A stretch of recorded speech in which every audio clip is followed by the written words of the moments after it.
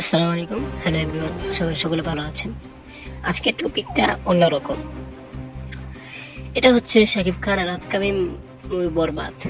বরবাদে সাকিবিয়ানরা ইদিকা বালকে চাচ্ছে না, এরকম একটা নিউজ কানাঘুষায় শোনা যাচ্ছে। দেখেন, আমি যে নিউজটা দ্বারা পড়েছি সেটি আপনাদেরকে পড়ে শোনাচ্ছি।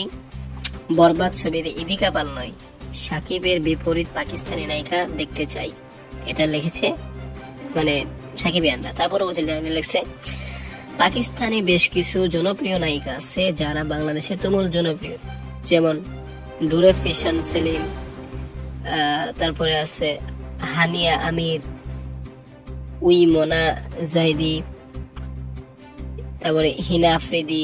পাকিস্তানে বেশ কিছু ড্রামা বাংলাদেশের জনপ্রিয়তা লাভ করেছে।